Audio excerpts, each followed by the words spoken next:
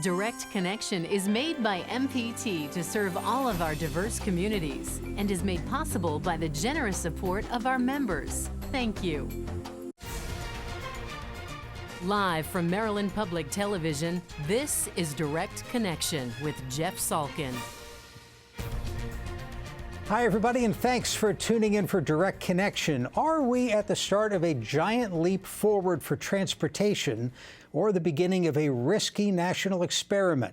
Self-driving cars are being tested around the country, and they're being tested here in MPT's parking lot.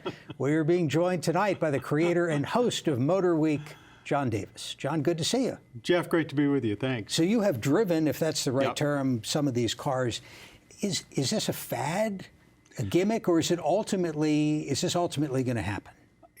I think you could say right now everyone's caught up in it, so it has the visibility of a fad. But it's, in some aspects, the way these vehicles are working right now, they are a little gimmicky. But this is the way we're going.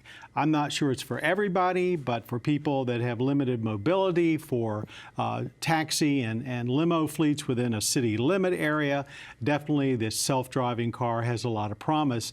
But despite all the hype, we're not even close to being there yet, not in my opinion. What are some of the issues? I mean, the thing that comes immediately to mind if a car is on autopilot, it's almost like a distracted driver.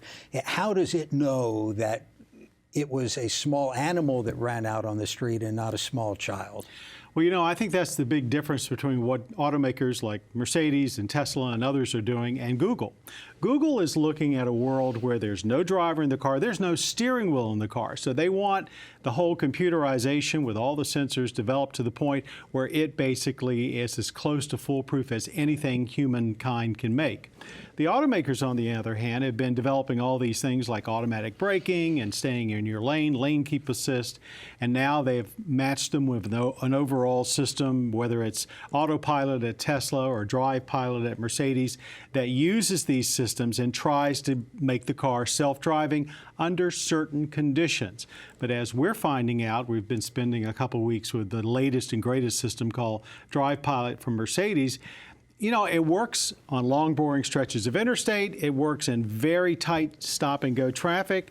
But you get on a two-lane road or a road with poor markings or it's raining and it gets confused. And you're so nervous getting ready to either have your hands on the wheel or put your feet on the pedals that maybe it makes you a little bit worse of a driver than you might be otherwise. So this is the vehicle in question, and the there's somebody E300. behind the wheel. Yes, Yeah. This was basically just out doing some drive-bys. But if you do take your hands off the wheel, unlike the Tesla, which has been in the news because this car will actually give you a warning. First, it's visual. Put your hands back on the wheel, then it starts chiming, and eventually it actually will stop the car unless you obey its instructions. Where Tesla's gotten a lot of criticism is you could drive their car for quite a long distance without a warning being issued. And the fellow that was killed in Florida, supposedly he was doing about 70 miles an hour watching a movie. There's been a couple of accidents, couple of fatalities. Right. Yeah, that one, the one in Florida is the one that we know most about. Just last week, though, also a fatality was reported earlier this year in China. I don't know all the details, but in both cases, the driver was pretty much allowing the car to do its thing and not really minding it. The hands weren't near the wheel. They were totally distracted, whatever. And that's where I think these systems need a huge amount of more testing. I mean, Tesla says they're in a beta test period with their system, but I'm not sure we should be beta testing cars on their open road. Absolutely. Let me remind our viewers, if you have a question for John Davis, host of Motor Week, about these self-driving vehicles or anything else in the Motor Week universe, you can give us a call. We'll have the number up on the screen. Tweet your questions. Our Twitter address is @MPT News. Well, the fact is, human drivers aren't very good at it either. You know, everybody thinks they're an above-average driver. In the state of Maryland, we have hundreds of deaths every year. Absolutely. Actually, traffic deaths for the first time in a long time are now on the rise. And I certainly don't think that this system is worse than maybe the worst drivers out there. But if you're looking at a system where you can relax, let your mind wander, not pay attention to the road, maybe even just have your hands hanging on the steering wheels, I think they're just not quite there yet. On the other hand, out on long stretches, say you want to drive from here to Cumberland and you're on 70. There are long stretches of that highway that are just wide open. There's not that much traffic. The system works great under that conditions. But where you're on, say, there's the studio, our studio is on Owings Mills Boulevard, 4 lanes, no divider down the middle, just markings. Lots of driveways. The system gets confused in that environment. So you're sitting there waiting to take command of the wheel, and I think in a way it makes you more nervous than if you were just driving yourself. Lots of questions for you. Let's start with Anne Arundel County and David. David, thanks for the call. Go ahead. Hi, John. Love your show, Motor Week. Jeff, I love all your shows. Thank you, sir. He loves all of us. Thanks, David. All right, you can ask a question then. Go ahead. Yeah. You know, I'm looking for a car that is actually low technology. I've been driving for 40 years. I drive from Crofton, Maryland every day to Northern Virginia, and I can't see something taking me automatically, you know, around the Beltway, the Washington Beltway to Northern Virginia. So I'm really, all these touch screens and all these gadgets, Bluetooth, I'm just looking for a regular old, you know, the old school. I don't care about rolling your windows down. Are there any cars out there still like that? David, you want a sedan? Yes, sir. Okay, You thanks. have lots of choices, David. Sedans right now are not selling. As long as you don't go, most of the high-tech stuff that we talk about is on the top 1 or 2 trim levels. So if you get either the base car or what I call the rental car, that's got kind of a medium level, it's everything you need, but nothing terribly fancy, you'll find plenty of, if not manual controls, at least controls you're familiar with. Hard pressed to find a roll down window, though. Just about everything's power. The old crank. I had a car, my old Chevy, the crank came off in my hand one day. They did that. But the fix was really low tech. You bought it right. You went to Pep Boys. Yeah. And, Carroll County, this is Dale. Dale, thank you for calling. Go ahead. Hi, Mr. Davis and our friend here. Hey, what happens during the inclement weather, snow-covered roads and where the lane markings aren't obvious? Great question. Great Thanks. question, and that's still where some work needs to be done. However, if you are in tight traffic, the system, for instance, the Drive Pilot system in the Mercedes that we're testing right now, if it loses its way because of lane markings or snow, it will attempt to follow the car in front of you. Although it will also set off warnings letting you know that the system's not working and you should take back the wheel. What if the car in front of you is driven by a robot that doesn't know where it is either? I think we're all in really big trouble in that case. Have we looked at the video of the of what happens when an obstacle pops up in front of the vehicle that you were testing here? I think you were messing up the parking lot. Oh, this is, we're doing our automatic braking test, and this is actually becoming a common system on a lot of cars. It's one of the systems that had to be developed before they could actually go to the next step of making semi-autonomous and autonomous cars.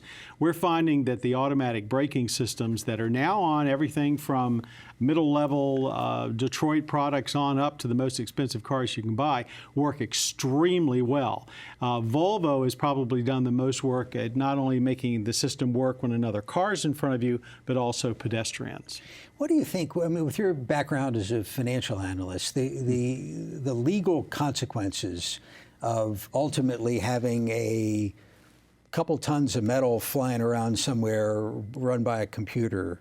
I mean, state legislators or legislatures are going to have to do something. Well, right now they're basically saying, you know, we want people testing these cars in our state, not necessarily Maryland, but a lot of the states are saying, if you've got a self-driving program, bring your vehicle to us.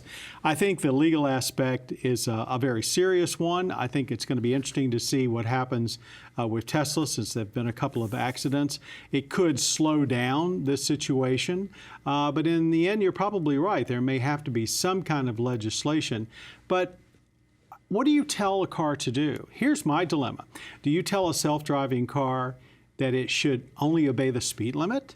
Well, practically no one drives the speed limit. So then if the driver overwhelms the system and dials in their own speed, who's liable then? The manufacturer that made the system, or the driver who maybe went in and fiddled with it? Because obviously you can set your own speed on the systems that are out there today.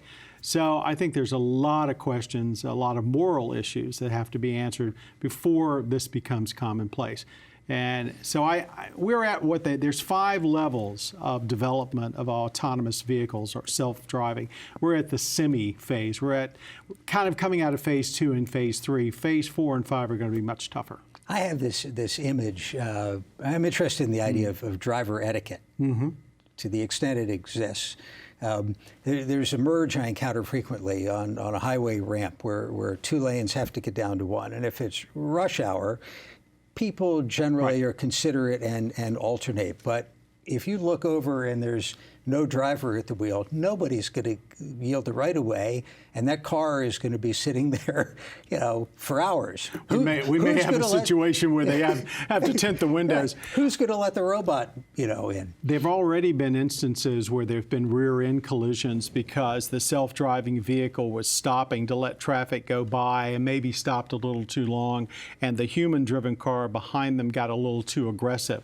So again, what's going to solve all that, though, is something called vehicle-to-vehicle communications. There's a few cars, including this Mercedes we're driving, that have it now. But eventually, cars will be talking to each other, either through your cell phone or a system in the car. And that's what's going to keep the cars apart, and that's what's going to solve those situations, who goes first, who goes second. But so the V to V or V to everything, depending on how you want to look at this technology, that's key before self-driving vehicles can really become commonplace and intermingle with non-self-driving cars. Right. Well, let's grab another phone call here. Montgomery County, this is Robert. Robert, thank you for the call. Go ahead. Yes, I just noticed that some of the conversation and many articles that you read seem to put blame on Tesla when, in fact, as they're sold, they do describe limitations, and the operator still has some responsibility. Oh, absolutely. I think you're absolutely right. If there's any fault that you can point at Tesla, and this is simply my opinion, it's that their system was not designed to insist that the driver have its hands on the wheel after a relatively short period. Apparently, you could drive for quite a long distance without it. But I think Tesla actually has moved this technology forward at a speed that probably would not have happened without them. Their system's not perfect. They've already changed their supplier for some of their anti-braking software that might have been at fault in that accident. So they're learning, but definitely they are pushing the envelope in autonomous driving or semi-autonomous driving. Let's go to Prince George's County. This is Jim. Jim, thank you for calling. Go ahead. Hi, gentlemen. Thanks for taking my call. John, love your show. Thank you, sir. Been a favorite for years. Which vehicle is the best choice for this, John? Is it the electric or the fossil fuel? And what technology company is driving the self-driving software or technology the most right now? Well, there are a huge number of suppliers that are doing the self-driving. A lot of the efforts coming from a company called Mobileye, who was doing business with Tesla until that accident. They're an Israeli company, but just about everybody that's a major supplier in the auto industry has some piece of it, and I'm not really sure I know one company that you could say might be a great investment. That was a financial analyst. I know he is. and I'm looking at thinking that Delphi, all these major suppliers, they've all got their fingers in it. And I don't know who's going to actually end up being the kingpin. Is it? You'll see on the bumpers of cars these little circles, maybe the size of a quarter, 1, 2, 3, 4, 5 along a rear bumper. The backup sensors. Is that what that is? That's not the. I mean, where's the radar coming from? Some are backup sensors that are sonar. There might be some radar back there, especially if you have one of these vehicles that is detecting traffic coming off from the sides. Cars today, typically, if they have all this advanced technology in them, they have radar, they have sonar, and they have cameras. And cameras look like they're going to become the default for most of these systems just because they're inexpensive and they're highly reliable. But it's going to take all of this stuff to make the autonomous car a reality. Let's talk about Motor Week. Okay. 36th season. Yeah.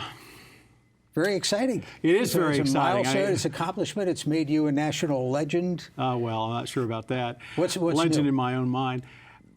You know, we started this show in 1981 here at Maryland Public Television. We thought we'd have fun with cars for about 4 or 5 years. Who knew? It turned out to be a life. And they keep making new cars.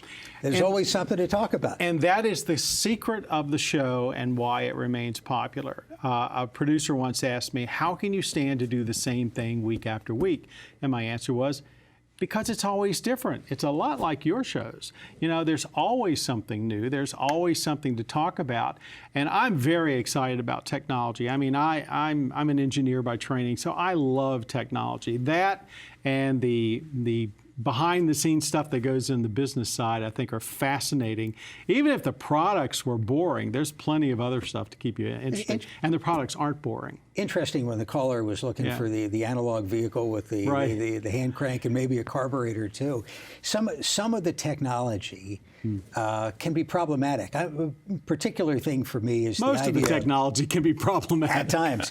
And you know, you talk to repair shops, and you know, it's they're disadvantaged in some ways when there's proprietary technology at some dealership and the computers and the cars are really only talking to that. But the more stuff you have, I was thinking about the air conditioning, the idea that you can have a vent over here and a vent over here. Different temperatures. Different temperatures, and we're closer than you are here. But if that breaks, which happened to a friend recently, you sort of wish you had the old analog, you know, click, click, click. The good thing is that the cars are built so much better that basically they don't break nearly as often. But when they do, you're absolutely right. If you've got sophisticated systems like some minivans and SUVs have actually 4 different temperature zones within the small confine of that vehicle. Well, all of that is sensors and valves and electronics. And yes, usually it means a trip to the dealer so that the average technician that's independent, what they're doing is they're specializing in 1 or 2 brands or in a nationality of vehicles, saying I'm only going to do German cars because they share parts and suppliers. I'm only going to do Asian products. And that's what a lot of shops have done, and I think actually that's made the independent repair people the better for it. Most of the information they need is out there. Once a vehicle gets out of warranty, there's not a lot that the independent shops can't do if they have their people trained. Baltimore County, this is Babe. Babe, thanks for the call. Go ahead. Yes, good evening. Just to let you know, both shows are terrific. Thank you. My one question is, when you were showing the testing of the Mercedes out in your parking lot, the speed indicator, or whatever you want to call it today, went from like 60 back down to 55. How do you determine what speed you want your car to go at? Are you talking about when we're testing, or? Oh, no, if I went out and bought one of those cars, or someone went out to buy that car. It has the Mercedes system called Drive Pilot is activated just like you would activate any speed control, any cruise control. So you basically set the speed. Now, if we ever get to the point where computers are completely running the cars from, say, either on board or a remote location, the whole question of what that speed should be is one of the things that no one's figured out yet. Wasn't that like the 1960s imagination, the Tomorrowland version of the automated highway, where there was some sort of metallic something down the middle of the lane, and the car kind of hopped on like it was a railroad? That was an amazing, up until about 15 years ago, everybody thought that's what was going to happen. Either it would be in the center of the lane or running down the sides of the lane, and the car would stay within these confines, and that a central computer would dictate what the car is going to do. That went out the door as soon as cell phones and tablets showed that we could micro-miniaturize so much and put so much brain power in such a small space. But yes, up until, about 2000, that's what we thought the automated highway of the future was going to be. Now it's all going to be in the vehicles. In terms of the cars, vehicles that people are purchasing now, you told me an interesting statistic that trucks and SUVs are about to hit 60% of the total fleet, what's being sold. For the first time this year, the average 4-door mid-size sedan will probably not be the single biggest segment of vehicles. they're dropping like a stone, and the compact SUV or crossover, or whatever you want to call it, like something like a CR-V or a RAV4, that's the growing segment, and people are going from four-door sedans to those in record numbers. We've seen the decline happening for a period of years. This year, the sedan market is collapsing. And usually they lower the prices on these bigger sedans and they sell. It's not happening. One of the issues that no one wants to talk about is actually these mid-size family sedans have gotten so big that the compact sedans behind them have gotten big. So a lot of people are saying, if I just want a car, I'll buy the smaller, cheaper one that's not really that small at all. So you're going for the Corolla, the Civic, as opposed instead to of an Accord or a Camry. On the other hand, where the automakers, I think, are at fault is if you live anywhere, say from Virginia up, go across the country, you want all-wheel drive. Most sedans that are affordable, you can't get all-wheel drive. I think they want to push you into the SUVs, even though it's basically the same vehicle under the skin. So people that want some kind of, want that extra security of traction in the wintertime with all-wheel drive, they're saying, why should I buy a big front-wheel drive sedan when for the same money, I can get maybe a little bit of space and get all-wheel drive and more security. And gas is cheap at the moment. That's got to be a huge factor in it. But as we move forward and the CAFE, the corporate average fuel economy rules are tightened up, and most SUVs are going to get the fuel economy that people expect in a family car. Let's talk to Harry in Caroline County. Harry, thank you for the call. Go ahead. Hi there. You were just speaking of fuel economy and things like that, and I've been a real fan of going to electric vehicles for a very long time. And I just heard that Chevy Bolts are supposed to be getting 238 miles range out of them. I was wondering, what do you think the threshold is for them to become the most common means of transportation being electric power? Well, that's a very good question. I actually think the 200-mile marker, which is what the Bolt set out to do and is now going to do it, I think that's the make or break to where people say, well, I could buy one as a second car. To make them long-distance vehicles, you have to combine more mileage, probably at least 300 miles, with the ability to charge the batteries almost as quickly as you fill up a tank. Right now, if you have a high-output charging station, it can charge, say, a Tesla in about 45 minutes, about 80%.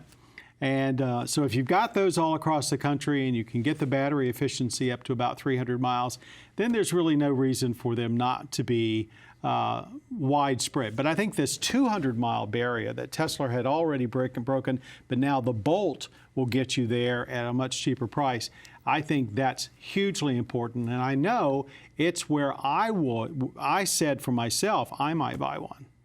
How do they do it? I mean, it's better batteries, better batteries and bigger batteries. It's bigger batteries, but getting the price down, and it's more density of charge. So it's a combination.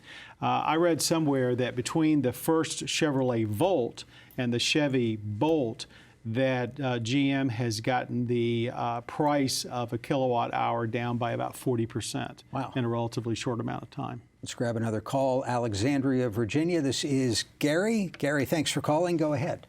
Yes, good evening. Thank you for your show. I'm just curious as to the industry and if they've done consumer surveys as to if people want electric cars, not electric cars, but self-driving cars. I like driving my car, and I'm wondering why. All these companies have jumped on the bandwagon. No one wants to be left in the dust. I mean, is this the NASA space program of the automobile industry where we're going to be benefiting from new technologies?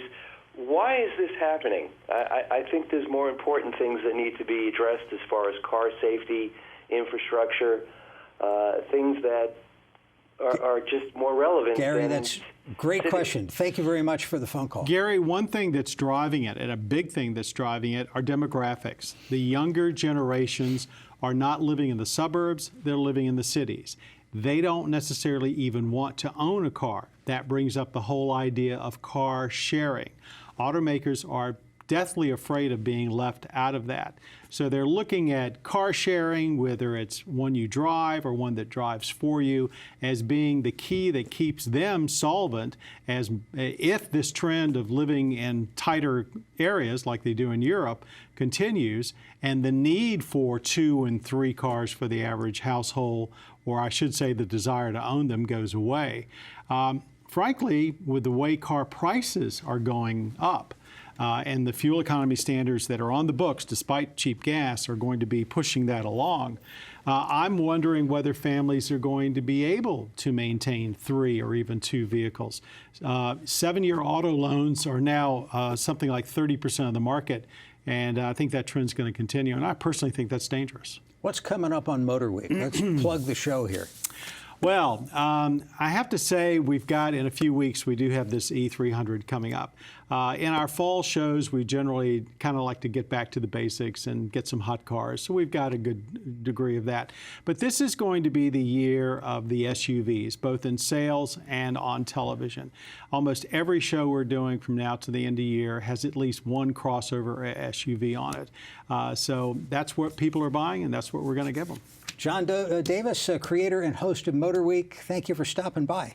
Jeff, always a pleasure. Next time we'll go for a drive. You got it. Thank you for joining us for Direct Connection. We're back Thursday with Your Money and Business. Have a good night.